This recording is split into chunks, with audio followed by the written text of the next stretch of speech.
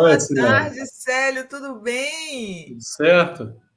Tudo ótimo. Você sabe que foi tão corrido aqui hoje, acabou que a gente apareceu essa possibilidade da gente entrevistar o advogado do Delgatti, e aí ele entrou e aí atrapalhou tudo, mas no final deu tudo certo, as pessoas gostaram muito da gente ter trazido, embora, não sei se você assistiu, não foi muito Não, não esclarecedor. assisti. O que é que houve? O que que... Não foi muito esclarecedora não a entrevista dele, né? Ah, escondeu aí, a gente não sabe exatamente o que está acontecendo. O que a gente sabe é que o hacker esteve no Alvorada com o Bolsonaro, mas o que exatamente os bolsonaristas querem com o hacker até agora ninguém sabe. Tá certo. Que situação, né, amigo? Que Eles são situação. profissionais em golpismo. Não, não os subestimemos. Olha só, eu queria começar falando, contando para as pessoas que o Célio ele foi secretário do Ministério da Cultura. Você ficou durante todo o tempo dos governos Dilma e Lula? Eu entrei em 2004, né? Eu não entrei logo no início, não. E aí fiquei Uhum, até 2010. Daí eu certo. saí em 2010.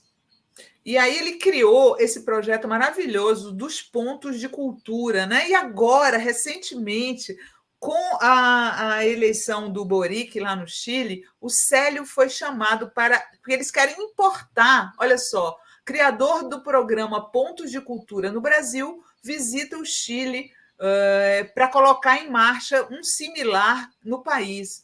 O pesquisador brasileiro Célio Turino aportará sua experiência à implementação de uma política pública para a cultura com enfoque comunitário, incorporada como parte do programa de governo do presidente Gabriel Boric. Que bacana, hein, Célio? Como foi que surgiu essa ideia de levar os pontos de cultura, a ideia dos pontos de cultura para o Chile?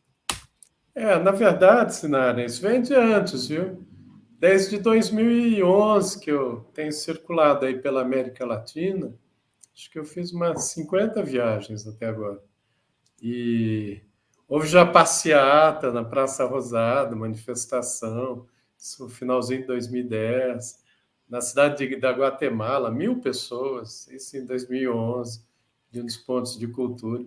Primeira lei Cultura Viva no mundo, não foi nem no Brasil, né? Amparado na experiência nossa, a cidade de Medellín aprovou uma lei Cultura Viva em 2011 ainda. Eu tive lá, depois Lima, vários países. Aí a Secretaria-Geral dos Estados Ibero-Americanos, a CEGIB, também criou um programa, o Iber Cultura Viva, exatamente inspirado na nossa experiência, né? E assim foi. No programa do Boric, o Ponto de Cultura já estava com destaque, né? Que legal. E eu até depois, nessa minha ida lá, uma noite a esposa dele, a Irina, me convidou para jantar, né? Ela é antropóloga, bem jovem, e a gente deve ter, não tem, deve ter uns 30 e tantos anos, não tem 40 ainda. Eu E olhei aí, por acaso a Irina ontem, ela tem 32 anos. é, e ela já lia esses meus textos, que Ó, um livro meu saiu em espanhol já há alguns anos, né? Então, e outros textos também, não só sobre o Cultura Viva, sobre bem viver, né? Que eu tenho me uhum, dedicado a isso há uma época. Aí nós ficamos trocando ideia, então tem muita aderência à proposta, né? Essa uhum. semana eu estava no Paraguai também, né? Com o ministro da Cultura do Paraguai, também lá eles implementam já tem E já isso que o governo do Paraguai é de direita, né? é um centro, né? Que tem é colorado, né? Mas lá Uhum. tem sublegenda, né? E eles implementam, e bem legal, bem bacana, e com grupos muito interessantes. Eu fui a convite de um ponto de cultura, mas aí com o Uhum. apoio do governo do Paraguai e também com a cooperação espanhola, né? Que pagou, Sim. um pagou hospedagem, outro pagou passagem, enfim, eu sei que eu fui lá. E Então, é assim, na Argentina tem 1.000 pontos de cultura. E, inclusive, na época da pandemia, houve uma ação específica de pontos de cultura e prevenção à Covid, um programa, assim, até com edital. Nessa história, quem conheceu os pontos também foi o Papa Francisco, né? Antes dele ser Papa, inclusive, quando ele era arcebispo em Buenos Aires. Aí ele gostou muito, porque tem muita proximidade com o conceito que ele trabalha já de muito tempo, que é o da cultura do encontro. Aí, quando ele se torna Papa, ele Uhum. pediu para a assessoria deles localizar quem tinha desenvolvido, né, o conceito dos pontos de cultura e da cultura viva. Aí eles chegam a mim, aí eles me convidam para o encontro com ele. Isso foi em 2015. Depois de então, nós criamos muitas relações. Eu estive algumas vezes lá no Vaticano, né? E, e também em torno disso, das proximidades. Tem até uma das encíclicas, inclusive, ela incorpora o conceito de cultura viva, Que expressamente demais, que o legal, conceito. Célio. Ô, Célio, me diz uma É coisa, assim. com esse desmonte todo da cultura no nosso país nos últimos, nesse governo aí, esse desgoverno aí, como está a situação dos pontos de cultura hoje? Então, na verdade, assim, é, a proposta da Cultura Viva, dos pontos de cultura, que são é uma interação, né? A Cultura Viva é uma macro-rede, um conceito, né, dessa cultura entre a linha da tradição e da invenção. E o ponto de cultura é a sedimentação da cultura viva nos territórios, né? Como Uhum. uma micro-rede, em torno disso um conjunto de ações que foram sendo desenvolvidas. E griots, moedas comunitárias foram criadas a partir dos pontos de cultura, como a União de Mulheres do Campo Limpo, aqui em São Paulo, e interações estéticas, várias outras ações. Isso uma forma de política pública que ela não é uma forma quadrada, né? Ela é mais orgânica. Ela nasceu nesse período aí, do início do governo do Lula, com o Gil, que compreendeu tudo mais. Até a intenção original do presidente Lula e do Gil não era essa, né? Era de construir uns predinhos, uns centros culturais. Então, era tudo voltado muito para a edificação. Aí deu um problema, foi quando houve uma troca lá no Ministério, aí que chegaram a mim, aí eu fui trabalhar e eu propus inverter a lógica. Pois bem, isso foi nesse período, né? E nós chegamos a 3.500 pontos de cultura, em 1.100 municípios, abrangendo em torno de 8 a 9 milhões de pessoas. O problema é que a partir de 2011 houve muita incompreensão, viu, Sinara? Então, houve até perseguição mesmo aos pontos de cultura, houve uma visão muito tecnocrática. Já no Então, governo Dilma mesmo. foi acontecendo Uhum. uma atrofia, assim, uma perseguição mesmo, uma série de conceitos, de trabalhar com software livre. O Brasil foi a maior referência mundial em software livre entre Uhum. 2004 e 2005. Aquela época não havia software livre para edição de áudio e vídeo, para você ter uma ideia. Eu era bem precário. Nós desenvolvemos, o mundo desenvolveu isso, e talvez até esse mecanismo aqui de StreamYard, os Zooms, bebem dessa experiência, foi a Uhum. partir da cultura viva. E porque nós conseguimos isso de uma forma ampla, assim, que hackers, ativistas digitais do mundo todo se organizaram para desenvolver esses softwares gratuitamente, porque era a proposta do Brasil, de chegar, ter os estúdios multimídia em todos os pontos de cultura. Uhum. E isso foi cortado, assim, foi abrupto, assim. 1º de janeiro de 2011, passaram uma faca, Olha uma só, espada. triste. E, então, foi daí que, assim, a vida foi me puxando mais para fora do Brasil. E eu fui, já tem que ir onde a vida leva a gente, né? Aí eu Uhum. fui circulando para fora. Tem ponto de cultura, inclusive, na Indonésia. E tive lá, inclusive, já há alguns anos, tudo. E mesmo a comunidade europeia, a política de software livre na comunidade europeia, a responsável, ela deu uma entrevista recentemente, ela disse que é inspirada nos pontos de cultura do Brasil. E era para a gente ser a maior potência em software livre no planeta hoje, porque e gerando aí uns 500 mil empregos para cima, porque nós vemos isso com muito dinamismo. Realizamos 82 encontros de conhecimentos livres entre 2005, 6, 7, que eram feitos onde?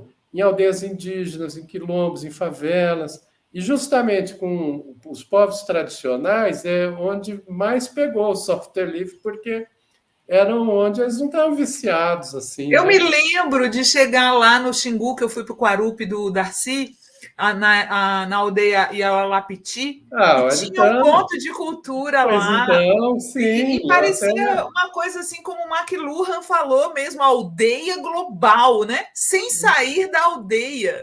nós levamos lá, só para você ter uma ideia, lá com os Yaolapti, o idioma Yaolapti foi recuperado a partir da ação do ponto de cultura. Eu conto isso num livro meu, que é Uhum. o Brasil de Baixo para Cima, Sim. porque havia somente 5 falantes em Yaolapti, e a Uhum. aldeia tinha 200 em Yaolapti. Por quê? Porque eles estavam já definhando, então eles fizeram casamentos entre interétnicos no Xingu, e como a transmissão do idioma é pelas mulheres, aí sobraram poucas pessoas que dominavam o idioma. Toda a recuperação do idioma Yaolapti, cartilha, músicas, a Wantsu, que era uma velha, eu me emociono, uma velha Yaolapti, tudo isso nós recuperamos pela ação dos pontos de cultura, também com os Uhum. Achaninca, toda a rede de cineastas indígenas. O Brasil ganha prêmios no mundo todo com produção de cinema feito por indígenas. Tudo Uhum. isso começou antes, até pelo trabalho do Vincent Carelli, né, do Vídeo nas Aldeias, que logo vira um pontão de cultura, e a gente Uhum. impulsionou com a rede. Então foi assim, Sinara. E, e isso seguiu. Mas aí, por essas incompreensões que ocorreram no Brasil, aqui ia definhando e fora do Brasil a ideia foi muito. Por isso que não cabe também essa coisa de que nós estamos exportando ou eles estão importando, Uhum. porque é um conceito, e como é um conceito matemático do ponto de cultura, sabe? Por isso que eu acho que ele, inclusive, ele ganhou muita aderência, e mesmo os governos adotam, assumem um nome, o que não é comum, assumir o mesmo nome de um programa de um país, um outro, tá?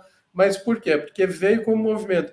E na América Latina, sobretudo, foi a partir da articulação com os movimentos comunitários.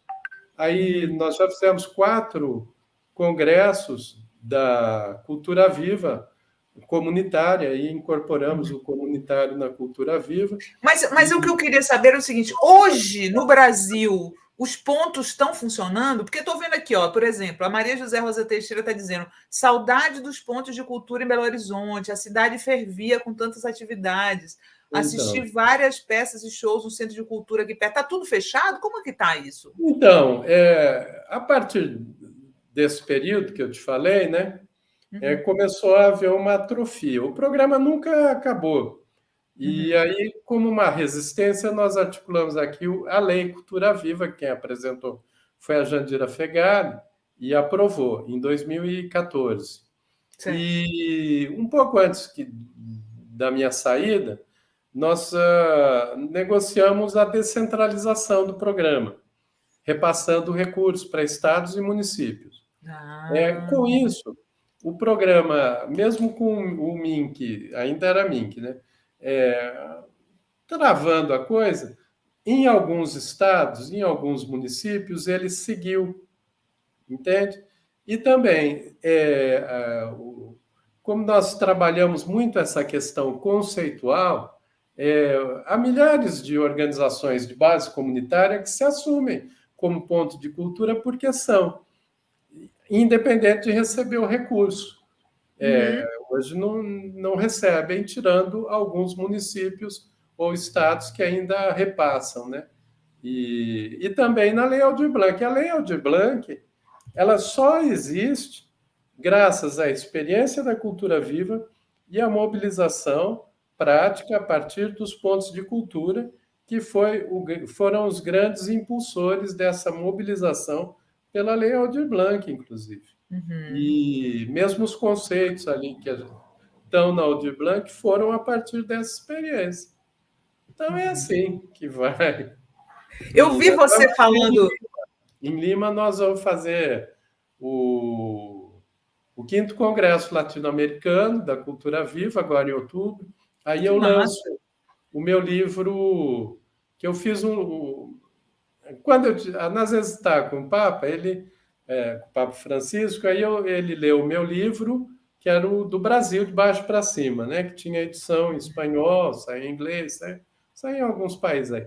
Aí eu dei para ele gostou, e aí uma outra ocasião, ele pegou e me encostou na parede e falou: mas você não vai contar das histórias da América Latina? Aí eu fiz, esse que saiu pelo SESC, que é esse aqui. Por todos os caminhos. Por todos os caminhos. Pontos de cultura na América Latina. Aí e lancei lá em Castel Gandolfo, que é o Castelo de Verão que o Papa cedeu para que a gente fizesse um seminário lá. Você ficou BFF com o Papa Francisco, né? Não é assim, mas enfim, tem uma relação de muita confiança mesmo e que eu amo muito. E aí ele cedeu que o Castelo de Verão era usado, tem até aquele filme Dois Papas, passa. Dois Papas, claro. Ele era usado como uma área de final de semana, tipo uma chácara. Para os papas. O Papa Francisco ele transformou num centro de encontros e já fez vários seminários. E aí nós fizemos sobre agentes jovens da comunidade, que foi um outro projeto que ele pediu para que eu fizesse, que eu apresentei lá na Academia de Ciências do Vaticano, em 2017. Aí, em 2018, ele cedeu o Castel Gandolfo, nós fizemos todo auto-organizado e lancei o livro lá, mas é em português. A edição que foi lá era trilíngue, mas esse aqui depois saiu pelo SESC, em português. E agora vai sair a edição em espanhol. Até eu fui para o Chile por causa disso, porque no livro da América Latina, apesar de eu ter ido no Chile outras vezes, para escrever o livro não deu, porque, enfim, recursos e tal. Nós passamos em 11 países. A Silvana, minha companheira aqui, organizou, o Instituto Olga Costa, que garantiu os meios, foi com um fotógrafo, que é o Mário Miranda, e aí eu fui só para escutar e para escrever o livro, que era o pedido lá do Papa, né? Eu escrevi o livro como se eu estivesse escrevendo para ele. E aí não tinha o capítulo do Chile. Aí teve no México, no começo do ano, um encontro de ministros da cultura, da CEGIB, né? Da Secretaria Ibero-Americana, e eles decidiram traduzir o meu livro para o espanhol. Aí que o governo do Chile pediu para que na edição em espanhol tivesse um capítulo mais denso sobre o Chile. Eu até tinha escrito sobre o Chile, mas eu fiz assim de memória. Eu falei uma história da Nicolasa Quintremão, uma Mapuche, que eu conto a história dela, e também falo do Allende, fazendo uma comparação assim. Tá aqui, ó. Eu vi aí. E eu até mandei para você, o capítulo está na metade, que eu estou escrevendo. Sim, eu até queria comentar com você sobre esse capítulo. Deixa eu só ler as saudações que estão fazendo aqui para você. Ben Charles e Los Deos. Célio Turino, que bom vê-lo aqui com a Sinara. Célio é esperança para a cultura. Carminha Carpinteiro, boa noite, Sinara. Lá da terra de Macunaíma, lá de Roraima. Seja bem-vindo, Célio Turino. Tem um monte de fãs aqui seus aparecendo para te cumprimentar, tá? Eu queria que você falasse, Célio, você, nesse artigo que você me mandou, que você mencionou agora, você conta que o Ministério da Cultura do Chile está sendo chamado de La Ministéria. É. Conta aí para a galera. Quer dizer que é um mulherio danado o Ministério da Cultura lá no Chile? Assim, eu até começo, né? Foi uma brincadeira, na verdade, que eu que fiz lá com. A gente está no interior, né? Em Maule, no centro do Chile, lá. Aí fomos para umas áreas rurais e tal. E aí, em todos os lugares, uma presença feminina e feminista muito grande. E na ministéria, quase todo mundo. Aí, numa reunião, saiu assim de uma das meninas que não era do ministério falando isso. Aí eu puxei umas outras histórias.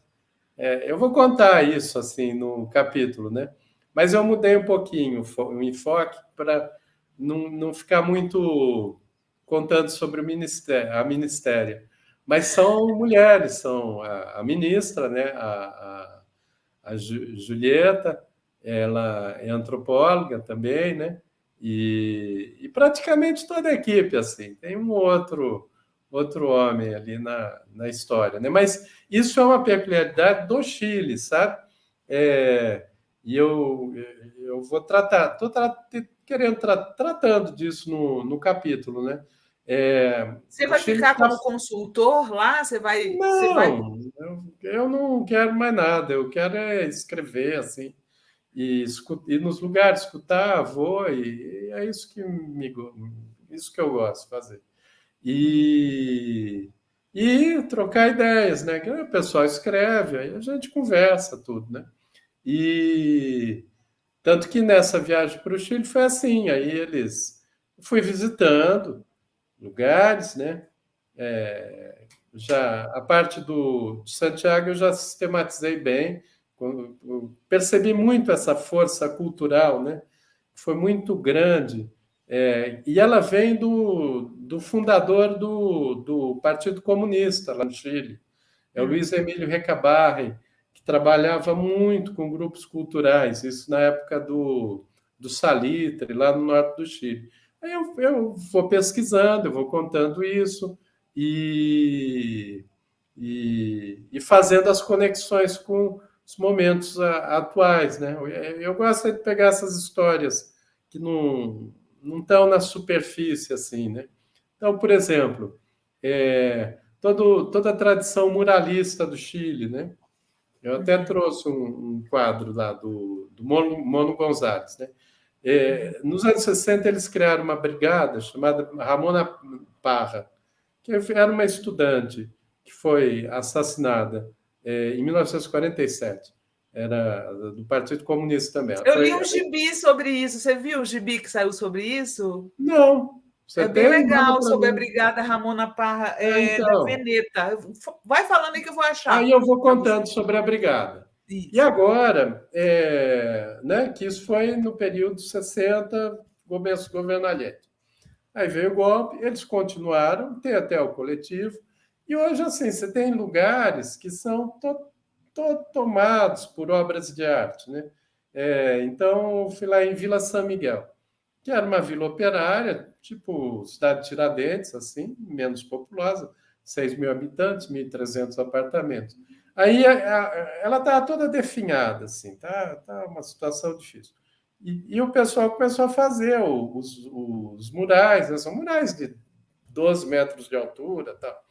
E a vila mudou por completo. Tem hoje hortas comunitárias, tem o pessoal, o convívio ali mudou, né? Até a própria segurança, né? Eles têm 80 painéis, vem muralistas do mundo todo para pintar. Aí eu fui para um outro lugar, La Légua, que é bem distante, La Légua, até por isso mesmo, que é bem longe do centro de Santiago. Também 80 murais, assim. Aliás, La Légua tem uma tradição incrível. Foi o único lugar em que houve resistência armada contra o golpe. Eles resistiram até o dia 16 de setembro de 73, né? O golpe foi em 11. No capítulo eu vou descrevendo a resistência, as escaramuças que houve, tudo. E hoje tive lá um contato, né, com um rapper que organiza tudo isso, que também é vereador, também pelo Partido Comunista, que é o Lulo, e vou contando essas histórias, isso que me interessa. Achei até uma brasileira assim, muito querida lá, eu não escrevi ainda essa parte, ela está em Valparaíso, né?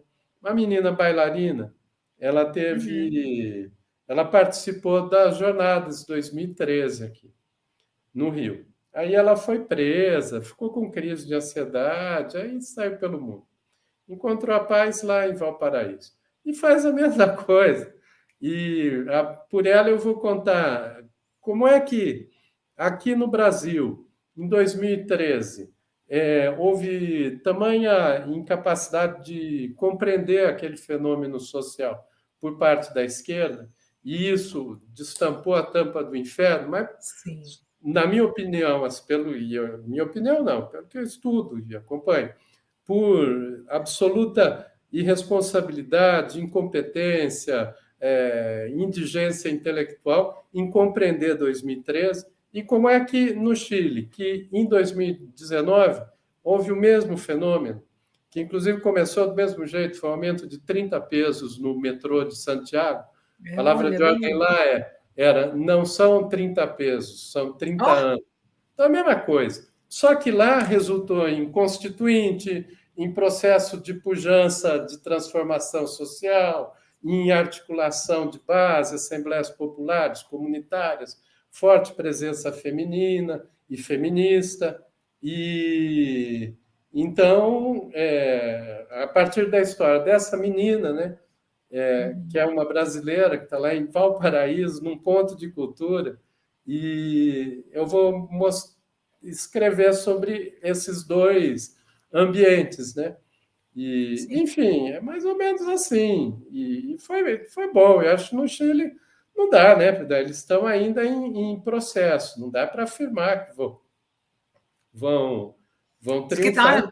a direita chilena está jogando muito sujo contra a Constituição, né? Contra a campanha pelo Aprueba, que agora, para quem não sabe, a Assembleia Constituinte terminou o rascunho da Constituição. Aliás, eu publiquei no meu site essa semana que uma coisa incrível, que o rascunho da Constituição virou um best-seller no Chile, está na lista dos mais vendidos. Olha que coisa incrível, né? É vendido na rua, assim. Mas a direita está fazendo uma campanha terrível contra a aprovação da Constituição lá, né, Célio? E é muito avançada a Constituição deles. E na questão dos direitos da natureza, a descentralização, eles, inclusive, não. Ontem a gente teve o ato aqui, né? A gente está na defesa do Estado democrático de direitos, né? Na proposta do Chile é Estado democrático e social de direitos, né? Que é incorporar os direitos sociais, porque não há democracia sem direitos sociais. Sim. E não há direitos sociais sem democracia. Então pode até eles não ganharem a Constituinte. Acho que os problemas não são da Constituinte em si, eles são de alguns tropeços, talvez. Em todo movimento de transformação, é necessário assim ter transformações muito, muito rápidas. Eu acredito nisso. Tanto onde eu exerci função pública, assim, se em uma semana você não sabe a que veio, você não vai mais saber. O Ponto de Cultura foi assim, eu escrevi o programa em 2 dias, 2 noites. Aí entreguei para o Gil, em 40 dias ele estava lançado, em 60 a gente já está com 72 pontos de cultura e pá. Em outros lugares também sempre foi assim. A própria origem do plano de 100 dias, que começa com o Roosevelt, ela é dessa convicção. Então, eu estou falando assim como alguém que estuda, um governo que não mostra que veio, nos primeiros 100 dias, digamos assim, eu sou um pouquinho mais rápido que isso, mas na média 100 dias tá tudo bem. Se ele não mostra que vê, ele não mostra mais. E o problema por quê? Porque é uma lógica do sistema que é de comer todo o processo de transformação. O problema lá no Chile talvez seja um pouco de uma certa lentidão, isso criou uma frustração na população, e aí a forma de uma parte extravasar a frustração talvez seja votar no não. Mas vamos ver, porque o que tem também, não dá para olhar o Chile só do ponto de vista institucional, porque com 2019, com o estalido, houve essa profusão de ações comunitárias e de assembleias populares e de várias outras formas de expressão que deram um outro sentido para a luta social lá, que era o que devia ter acontecido no Brasil em 2013. E não aconteceu. O que aconteceu foi repressão, foi incompreensão, foi... Vide essa menina, que eu vou contar toda a história dela, e ficou, ela não conseguia mais viver no Brasil. E encontrou a paz lá, né? Então, enfim. Olha só, a Lila Aí, Rosa está mandando aqui, ó. O Pontão do Zé Alapiti manda um abraço para você, Célio Turino. e eu para eles, é uma paixão com eles, né? E os... Aqui eu estou vendo também alguém, Fred Dreyfus, dizendo que é uma comparação descabida. Isso, eu ia ler agora essa para Eu você. leio inteiro, que eu até posso... Fred Dreyfus, é uma comparação descabida. O Chile viveu sob uma constituição neoliberal pinochetista durante mais de 30 anos. A reação teve início há 10 anos e Boric está longe de ser um grande líder de esquerda. Mas é por isso mesmo que eu estou te dizendo que o pessoal tem algumas... tem uma parte do voto de rejeição à Constituinte é também por alguma frustração, exatamente por as mudanças não serem no ritmo que deveriam ter sido. Agora, o que... E aí, tudo isso, viu, Dreyfus? Eu vou analisando no capítulo, né? Não está aqui, nem vamos colocar, que é um pouco esse processo de como que houve a luta e a resistência social no Chile no período da ditadura. Então, teve... Aí eu vou lá, localizo esse bairro, La Légua, onde houve a resistência armada, que durou 5 dias, tá certo? E houve muita repressão ali.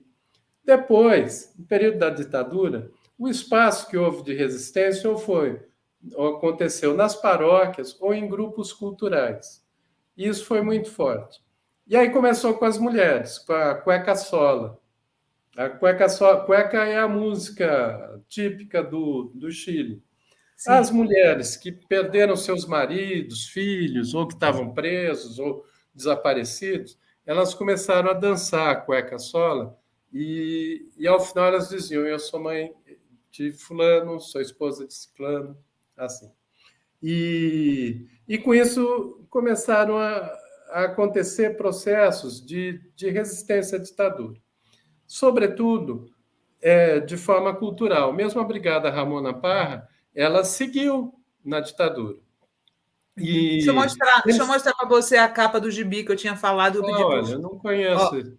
Pinturas de Guerra, de Ángel de la Calle. É uma história fictícia, né, de pintores latino-americanos que vão para Paris e tal, mas tem todo esse background do que acontecia no Chile. Inclusive, Célio, aquele casal chileno que fingia que era mecenas e no porão da casa deles eles estavam torturando pessoas. Você conhece a história? Não conheço. Ah, nossa! Eles fizeram até uma série que está no Prime, mas a série é horrível, porque eles tentam transformar isso numa coisa engraçada, não tem graça nenhuma, né? Não é engraçado.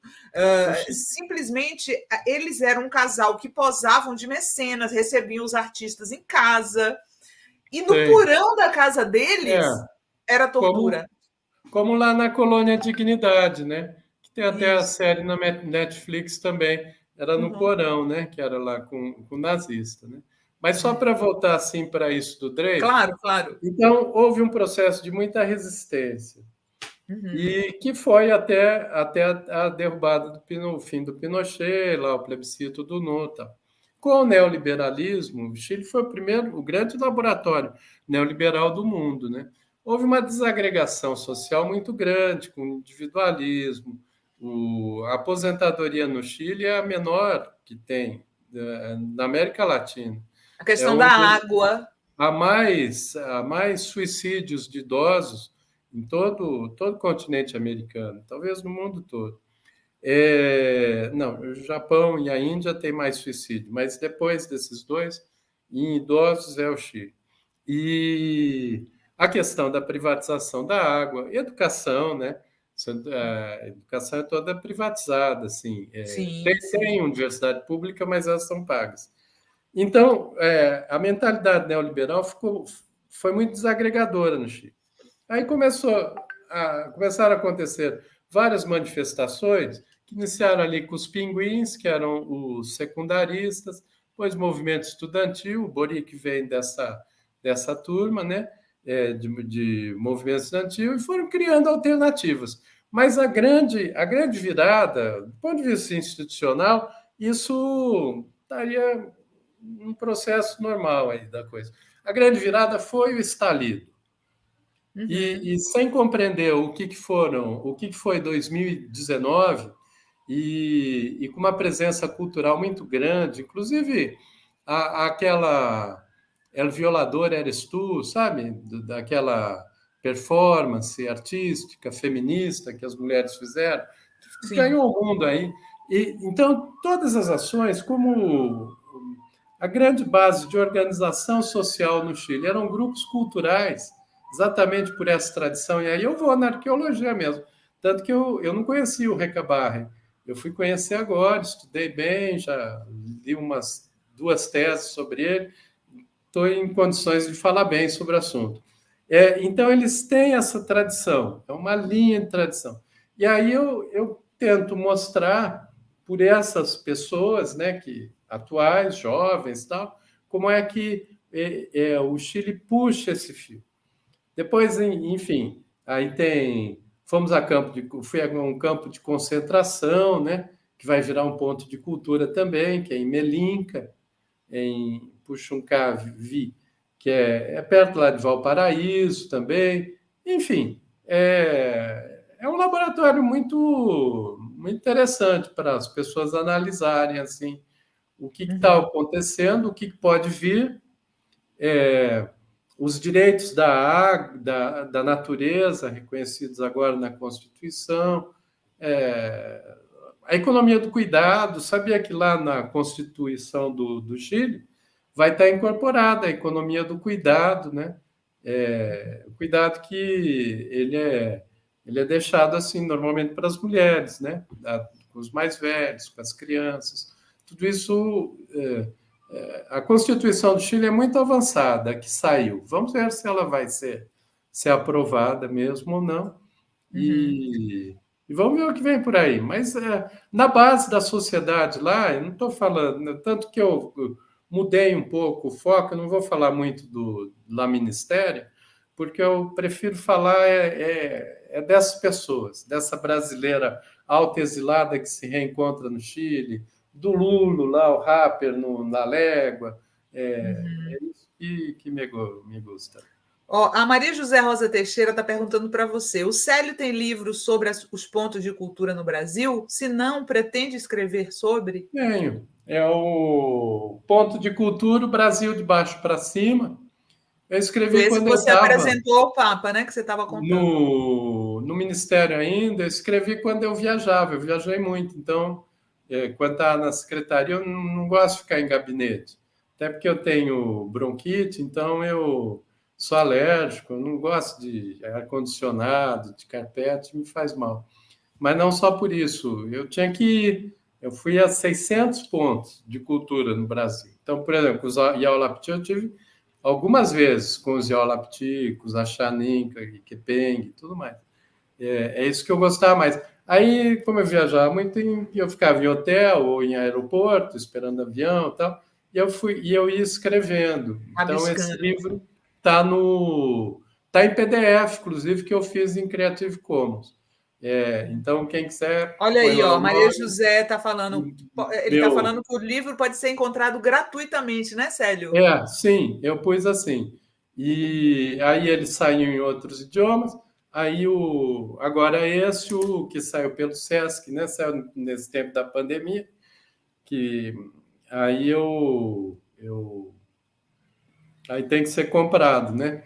Foi editado, tá? É um livro custoso, assim, não é barato. Você vê aqui, ó, tem umas fotos, mas a edição que deixa eu mostrar para você, se você quiser. A edição que eu lancei lá com o Papa foi outra. Aí Nossa, o pessoal está aqui foi, ainte comentando bastante sobre o foi debate essa que a aqui, ó. gente fala. Aí essa aqui é mais com Nossa, fotos que maiores. lindo, caramba! Aí Abre aí, Gui, para ele mostrar direitinho. ó, esse aqui é com os Totonaca, que é lá no México. Aí eu conto a história dos Totonaca. Muito legal, porque aqui eles têm, é um calendário esse edifício, né? Os Totonaca eram os atenienses do México antigo, né? Então eu conto Pré-colombiano. como que eles fazem, então. Aqui em Medellín Medellín. já escrevi como a biografia comunitária de Medellín, né? Eu tentei falar sobre Medellín, a gente tem que aprender muito sobre Medellín, e eu fui explicando isso, mas pela ação comunitária, né? Que é um ponto de cultura, ó, aqui não, a Casa Amarela lá numa comuna lá no morro em Medellín, enfim. Esse Massa. livro, aí eu lancei lá em Castel Gandolfo, mas ele já se esgotou. Foram 3.000 exemplares. E aí eu propus para o Sesc, aí o Sesc editou, né? E agora vai sair essa em espanhol, né? E assim vai. E é o que eu estou gostando de fazer, e acho que os próximos, Não vai enquanto querer tiver trabalhar no aqui, governo do Lula, não? não está no meu horizonte, assim, não. Eu acho que é bom ficar De podendo fora. analisar e nos lugares, contribuir. Sim. A vida é que às vezes dá sinal para a gente, né? E foi isso. Eu sempre tive minha carreira e sempre me senti vocacionado para governo e para ação política. Me dediquei integralmente, de corpo e alma a isso. Sou servidor público aposentado, 40 anos de serviço público. E, enfim, fiz coisas interessantes não só no Ministério, como o recreio nas férias, quando era diretor de lazer aqui em São Paulo, como quando estive em Campinas, secretário de Cultura e tal. Mas aí eu encontrei uma porta fechada nesse caminho, mas se abriu outro em outros lugares. Então eu fui num ponto de cultura El Cântaro, em Areguá, no Paraguai. Agora, não tem uma semana, acho que foi no sábado que eu estava lá, sábado passado, né? Eu fiquei tão emocionado, assim, eles é que me convidaram, eu não os conhecia.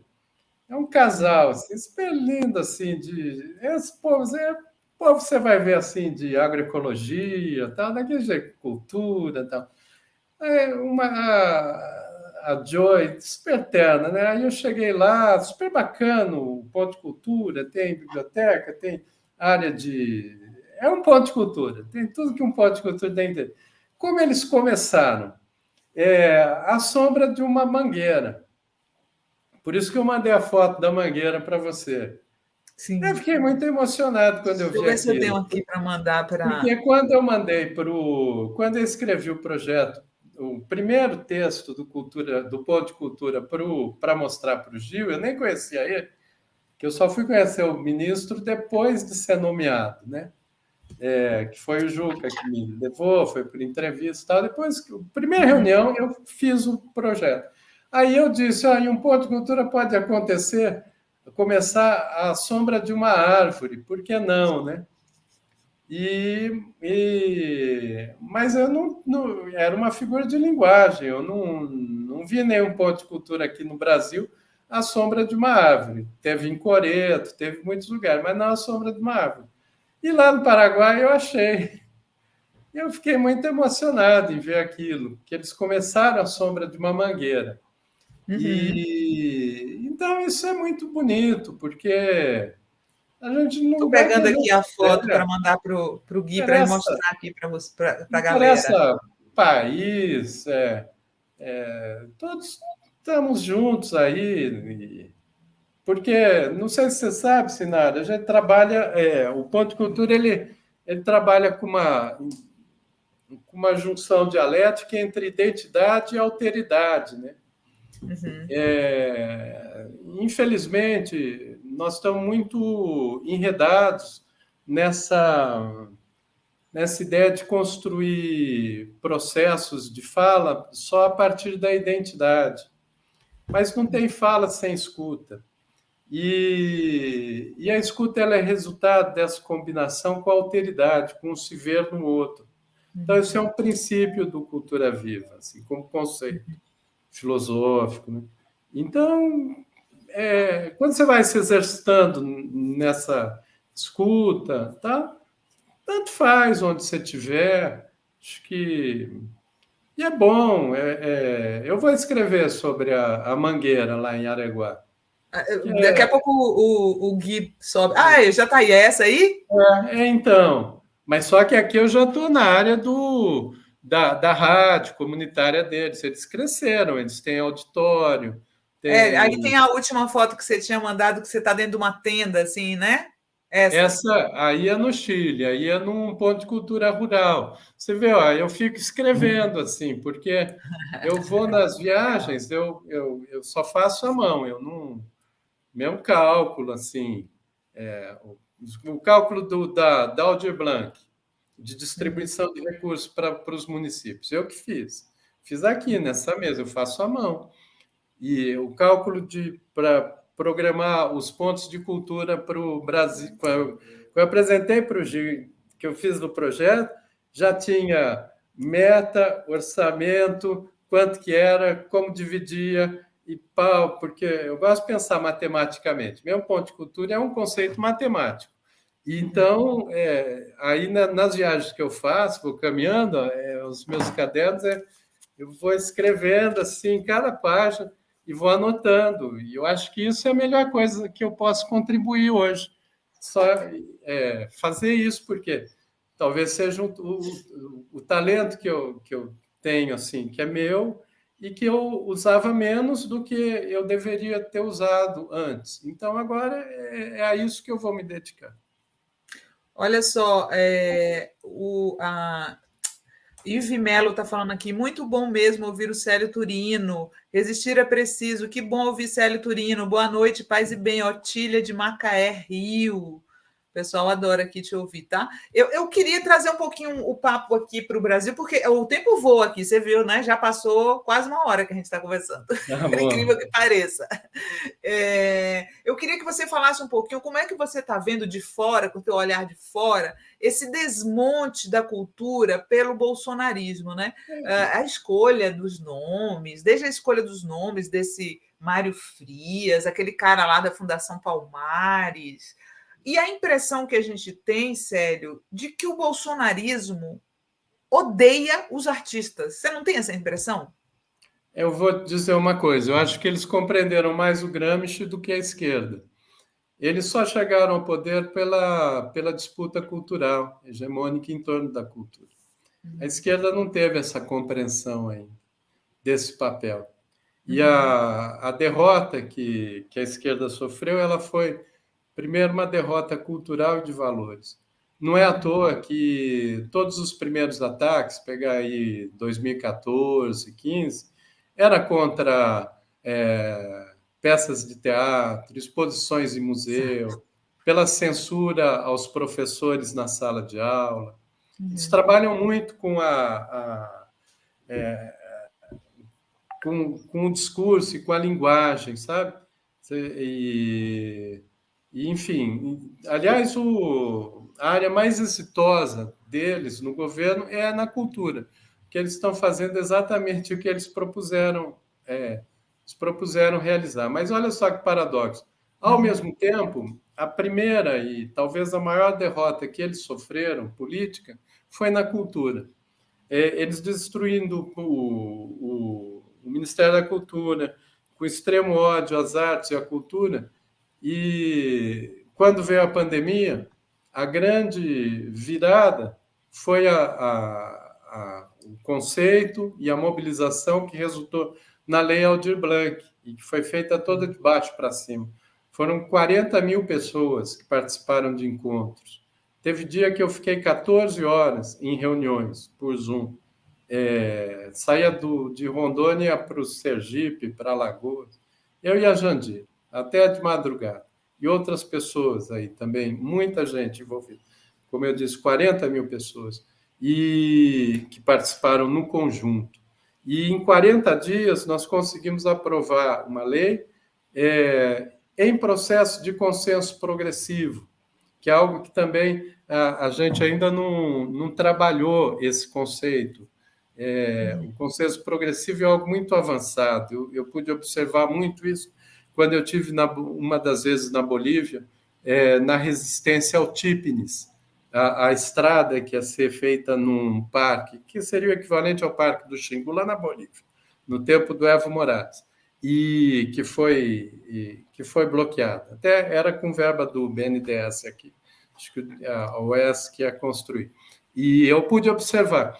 São processos longos de discussão, que às vezes a gente pode achar que atrasam os processos praticados por povos indígenas, mas que, ao final, quando se constrói uma decisão, ela é muito sólida. Isso foi o que nós fizemos com a Lei Aldir Blanc aqui. E, infelizmente, a nossa mentalidade, mesmo no campo da esquerda, ainda é muito colonizada. A gente está muito duro, muito quadrado e muito em cima de padrões assim que nos levaram a um labirinto, no meu modo de ver.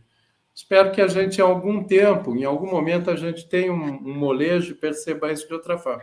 Mas porque o papel da cultura é essencial para transformações sólidas. Podem até ocorrer mudanças econômicas e sociais no país, ou reformas, ou o que seja, mesmo uma revolução. Mas se ela não vier acompanhada de uma transformação cultural, é absolutamente impossível que ela se sustente. Isso é exemplo no mundo todo. E se a gente retomar, né, espero que retome, um rumo aí no governo do Brasil, se não houver essa compreensão, derrota certa, de novo, daqui a pouco. Olha só, eu tinha muita curiosidade de conversar com o Célio sobre o livro dele, que vai ser relançado agora. Esse é que eu gosto. Que é no Caminho de Macunaíma. Coloca a capa aí para a gente, Gui, por favor.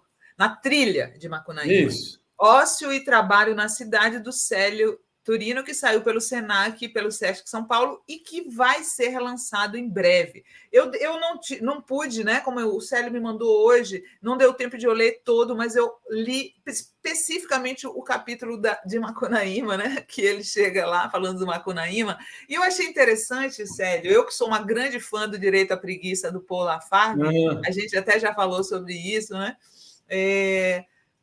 Que o Macunaíma, ele é considerado o herói sem nenhum caráter, né? Tipo, ele é mal visto, o Macunaíma, e eu gostei que você resgata ele. Você resgata o Macunaíma para o bem, digamos assim, né? Mostrando como é importante o ócio, como é importante e como a gente tem essa cultura do trabalho impregnada, e que isso nos faz ver a nós mesmos de maneira depreciativa, né? Eu tenho um trecho aqui que eu separei para ler para vocês. Em 1914, por ocasião da apresentação do projeto de implantação do futuro Parque Dom Pedro II em São Paulo, o prefeito da cidade, Washington Luiz, expressou muito bem a opinião média dos paulistanos em relação às populações de ex-escravos ou descendentes que se dirigiam cada vez mais para a cidade, associando-os associando-as à vagabundagem, à preguiça e ao perigo.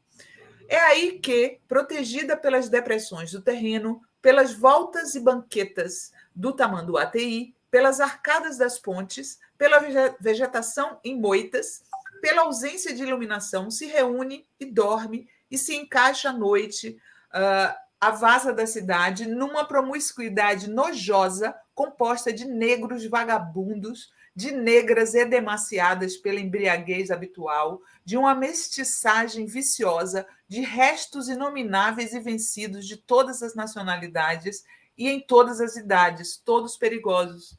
Parece que ele está falando da Cracolândia, né? Quando o Aston Luiz era prefeito, né? É como E você coloca, assim, como eu vejo o teu texto, é que essa noção do brasileiro indolente, preguiçoso, tem muito a ver com criminalização da pobreza, né, Célio?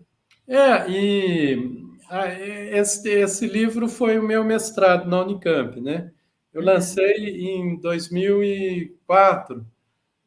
Quer dizer, eu defendi em 2004. Logo em seguida, eu fui para o Ministério da Cultura. Quem quiser entender o pensamento do Ponto de Cultura e do Cultura Viva, leia esse livro, porque Olha aí. tá bem fresquinho assim, tinha me dedicado a isso. Ocorre que, como ele foi lançado em 2005, aí eu estava no Ministério e não consegui me dedicar a esse livro. Eu gosto muito dele. E até vendeu mais ou menos assim para Muito o bom. tipo. Eu estou curiosa para lê-lo inteiro, E em papel, que eu prefiro. e o, mas, enfim, é isso. Primeiro, a leitura do Macunaíma é totalmente enviesada. Aliás, é muito normal aqui. A gente lê muito mal as coisas. O próprio Mário de Andrade, o que eu falei, na verdade, eu vou no Mário de Andrade, porque ele, na terceira edição do Macunaíma, ele fez um prefácio para explicar isso. Porque quando ele fala do herói sem nenhum caráter, é o caráter do brasileiro que está em formação. Só que as pessoas leram de uma forma moralista, ou não leram, né? Normalmente o pessoal Sim. lê só a orelha do livro. E Igual então Raízes do Brasil, né? é igual a cordialidade que o Paulo que o Sérgio Sérgio Buarque Bob. de Holanda coloca é muito genial, porque é a cordialidade que é do coração, é o brasileiro que ele é afetuoso e ele é violento ao mesmo tempo. Só que o pessoal interpreta de uma outra forma. Então, bom, mas senão a gente teria que fazer outro programa falar do Raízes do Brasil. Eu sou Sim, muito fã sim, do, é do, verdade. do Sérgio Buarque de Holanda. Até começo o livro falando de um outro livro do Sérgio Buarque, que é o Visão do Eu Paraíso. adoro. Eu falei com o Gessé Souza outro dia que ele é tão duro com Raízes do Brasil e eu amo Visão do Eu Paraíso. acho totalmente equivocado o Gessé, não conheço pessoalmente, acho um dos grandes, geniais pensadores do Brasil foi o Sérgio Buarque de Holanda, e tem que ser compreendido. O Visão do Paraíso, ele mostra exatamente isso, como os europeus, quando aqui chegaram, eles se depararam com uma terra que era o paraíso, de Na águas Terra. infinitas, está lá na É. Carta do Caminha. Eu até começo na trilha do Macunaíma com a Carta do Isso, Caminha, que é exatamente. citando o Diogo Dias, um trecho assim, muito lindo, que, imagina, chegou lá o barco, a esquadra de Cabral, aí vem os índios, além do rio, eles aparecem todos nus, esbeltos, e dançando, e lá os portugueses olhando. Aí é quando Diogo Dias, almoxarife de Sacavém, que é um homem gracioso de prazer, ele era um homem de circo, se atira ao mar e vai com eles dançar. Junto com ele, um gaiteiro nosso, com sua gaita. E eles riram e dançaram. E salto real, em que deram muitas voltas ligeiras. Isso é a Carta do Caminha. Foi o primeiro encontro simbólico entre povos. Vejam como foram recebidos os portugueses quando chegaram aqui. Foram recebidos com dança. Às vezes a gente fala assim, a gente tem que entender esse abaixo da superfície, que são as relações próprias do povo, como se estabelecem. Vejam que imagem linda essa do Diogo Dias. E tudo isso pode ser percebido. Aí, esse embate em relação à preguiça, né, é uma discussão. O Paul Lafargue, ele vendeu mais, era mais lido do que o Marx, você sabia? Ele Olha foi só. mais traduzido do que o Capital, até 1910, 20. No Brasil só foi traduzido E ele Lafargue fez, o em Paul 80. Lafargue fez uma versão condensada do Capital, que eu até E chamei no artigo de O Capital para Preguiçosos, porque ele fez uma versãozinha. o Lafargue é uma expressão desse encontro de mundos, porque ele era da Martinica, né? E Uhum, mestiço, né? sim. E então eu vou no Lafargue, aí o Bertrand Russell também, que é um autor, é um grande pensador, eu acho que devia ser mais lido aí, um nobre inglês, né? Mas um homem, aqueles polímatas que conhecem de tudo, assim. E a partir deles eu vou mostrando, né? Como que, na verdade, o não trabalho é um sinal da inteligência. O Trotsky dizia isso. Sabia que o Trotsky dizia que a preguiça era um sinal de inteligência? Porque Que as ótimo. pessoas, na medida em que a humanidade busca melhores caminhos para resolver um problema com menor esforço, ela, elas, ela, elas expressam uma inteligência. Tanto é assim que as classes dominantes, a aristocracia, sempre abominaram o trabalho. Eles só criaram essa coisa que o trabalho é bom é para os outros trabalharem para eles, mas eles mesmos não. Não querem nem E, saber, né? e o Mário de Andrade ele tem, inclusive, um texto em 1917, que é a Divina Preguiça, Uhum. que ele lança as bases para o Macunaíma e como que como é diz que a arte é filha de um sopro sublime da preguiça. Ele começa assim. E, e então tudo isso eu joguei nesse livro, me dediquei a ele e fiz a relação, no caso, da perda da Muiractã, né? Uhum. Que essa é o O eixo sapinho. da SAC, que é o sapinho lá da Uhum. Amazônia e tal, que ele recebe da mãe do mato, né, que é a Si, e com a perda do rio Tietê. Aí eu entro num capítulo estudando a várzea em São Paulo, os clubes de várzea, houve centenas de clubes de várzea, tinha competição São Paulo a nado, em 1943 ela teve Imagina. 3.000 competidores. Oh, E meu depois Deus. parou, porque foi um dos nadadores pegou tifo negro, que até é um conhecido, era o João Avelange, que foi lá da FIFA. Aí que parou. Foi criada pelo Casper Libero. Tinha a Uhum. São Silvestre e a São Paulo Nada, eram as duas grandes competições. Os piqueniques, a forma de relação com o espaço. Quando São Paulo perde isso e acostuma com o odor, transforma o rio em esgoto, e não só, né? São Paulo tem 300 rios, todos cobertos, tudo transformado em esgoto. Por isso alaga, né? Tem toda uma Claro, o história. Anhangabaú é um A rio que passa Uvale. ali. É um absurdo, tinha que ter sido muito mais preguiçoso, tinha que passar o caminho, deixava o rio, passava ao lado, seria muito melhor. Hoje você tem um custo de energia, de bomba, para não ter enchente no Anhangabaú, né? Que tinha muita antes, mas você Exato. vai fazer um túnel no leito de um rio, só pode dar problema. Então esse livro é um pouco sobre isso, sobre a alienação e a disputa que o Macunaíma ele faz para recuperar a Muiractã, que aí quem que roubou a Muiractã dele? O gigante Piaimã, que também era o regatão da Amazônia, o que regateia tudo, e era o Venceslau Pietro Pietra, que é um grande capitalista. E aí ele busca na cultura popular, na relação com seus amigos, ele busca força para enfrentar o grande capitalista, ele enfrenta, ele fez, eu calculei até os tempos verbais na obra do Mário de Andrade, porque em todo momento Macunaíma faz.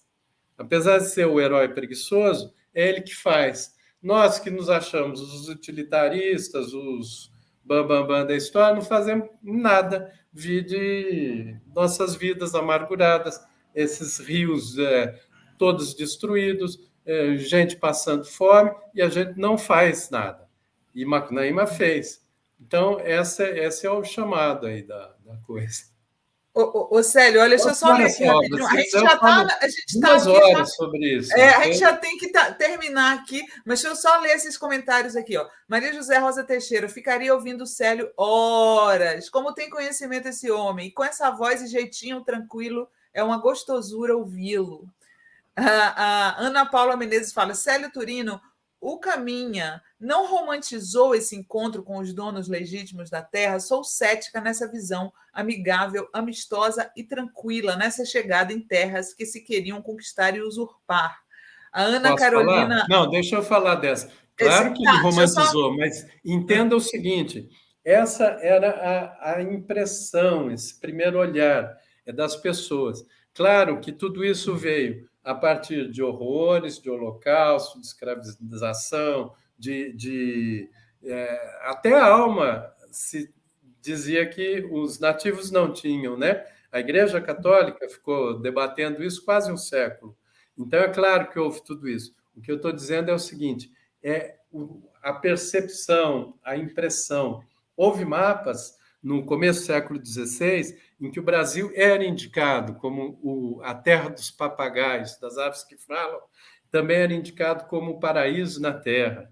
Ou seja, eu estou falando do imaginário e das pessoas. É diferente de a gente ver o processo, a empreitada colonial de dominação, que vem de uma outra forma extremamente pesada. Mas isso tudo no livro eu trato, né? Na trilha de Macunaíma. Mas às vezes a gente tem que olhar, por exemplo, o que fez o Brasil assim sobreviver, sendo um país altamente injusto, um país altamente desigual, violento, foi a solidariedade do povo por baixo. Quem ensinou os africanos que saíam nas revoltas da senzala a viverem nos quilombos? O povo indígena, senão eles também não sobreviveriam aqui. Em Palmares, nós tínhamos escravizados que saíam, né, ali da capitania de Pernambuco, indígenas, judeus, brancos pobres, que iam se articulando. Por baixo, o povo brasileiro ele criou essas redes. E se a gente não tem capacidade de ver isso, enquanto a gente não perceber isso, a gente não vai sair dessa relação. Então, é um pouco isso que o Mário de Andrade tentava colocar de uma forma desesperada, não conseguiu. Ele, inclusive, ele morre de tristeza. O último poema dele foi uma meditação sobre o rio Tietê.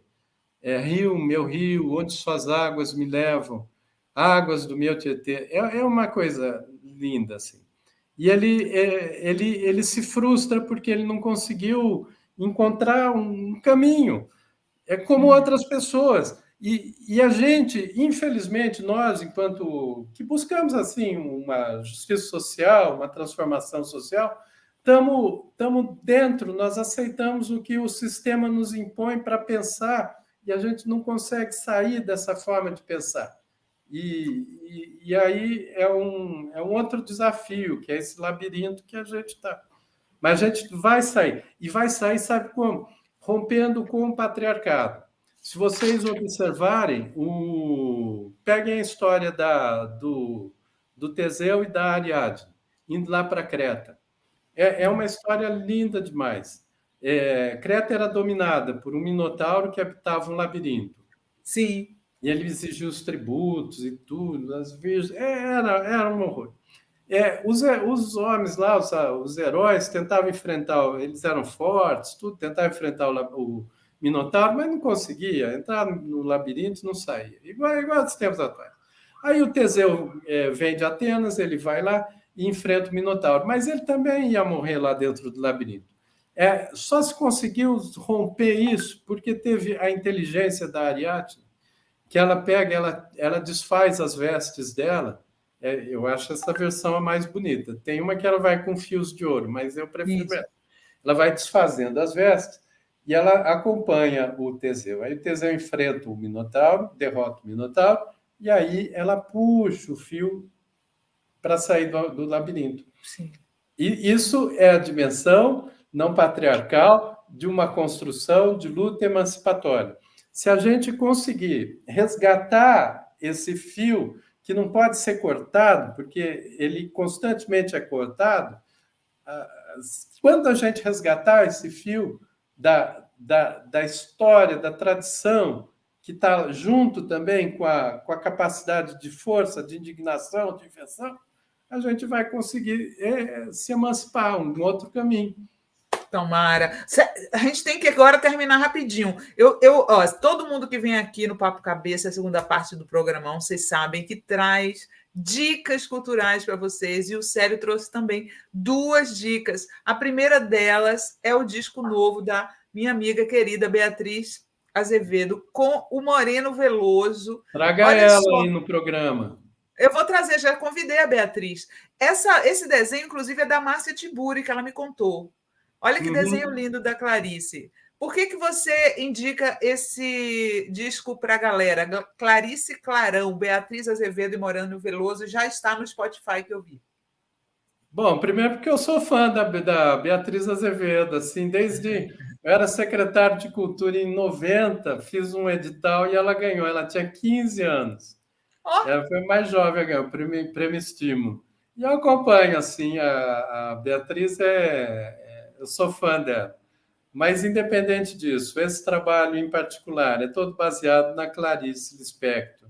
A Clarice Lispector, eu diria que é uma das grandes intérpretes das coisas cotidianas, do simples, e que ela transforma o simples no belo. E é o que a Beatriz fez com esse disco, né? Tá com Moreno Veloso, tem o arranjo com o Jacques Morelenbaum. Eu, infelizmente, não pude ir na apresentação que teve aqui em São Paulo, porque eu estava lá no interior do Paraguai, mas eu já ouvi algumas vezes, e eu acho que é uma das mais belas criações musicais desse ano. Aí, quando você pediu para mim, você vê, foi meio na hora, você pediu e eu sugeri assim. Ótimo. Eu nem sabia que você tinha convidado ela.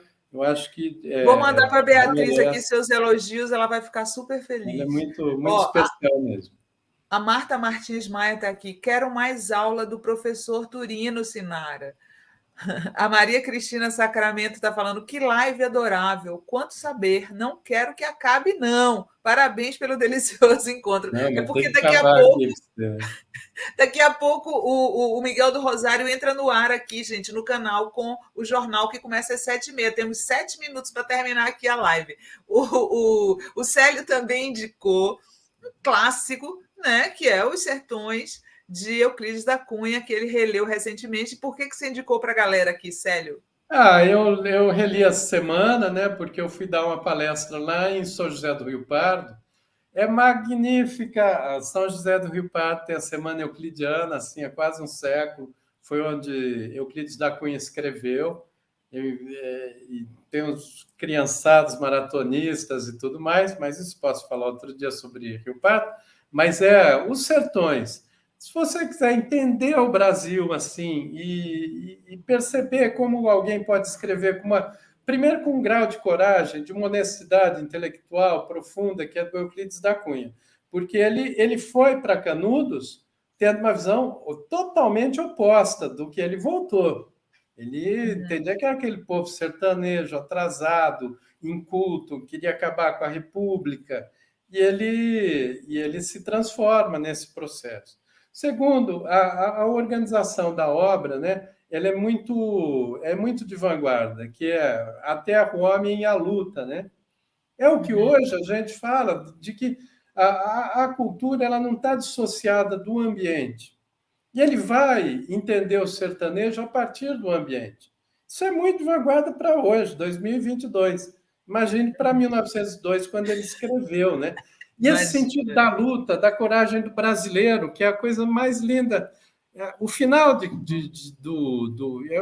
eu já li algumas vezes os Sertões, assim, eu li, tinha a minha edição, inclusive, acho que é de 74.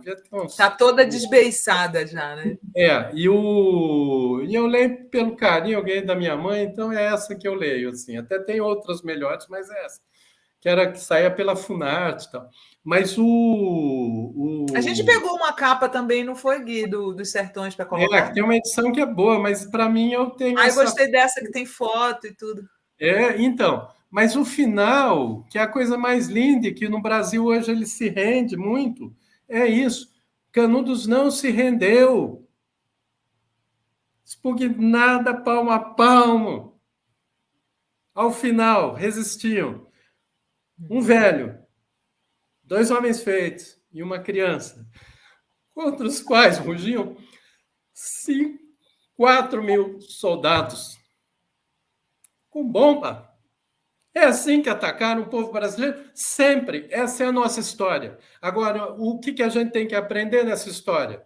Que o nosso povo é valente, corajoso, só que, infelizmente, nós nos educamos pelo medo agora e a gente está muito acabrunhado e muito incapaz de resistir. Então, a Carta dos Sertões, eu penso que é a mais linda mensagem de um povo que não desiste, de um povo que resiste com dignidade, como a dignidade dos sertanejos de sertões. E é isso que eu entendo do Euclides da Cunha. E às vezes a gente não tem capacidade de ver isso e fica só falando, só conversinha, só aqueles papinhos de índice tecnocrático, aquelas coisas. Então, é por isso que eu quis indicar essa obra. E só uma coisa aqui, tem uma pessoa que pediu para falar comigo.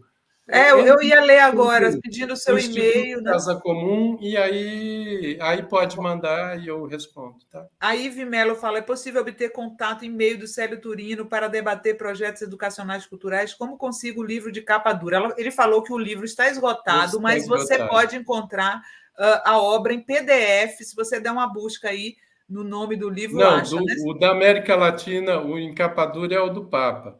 O da América Latina aí tem que comprar mesmo, não tem jeito. Que enfim, eu só escrevi, por mim estava, mas também tem a edição do Sesc, que é essa aqui. Mas pode se comunicar comigo pelo...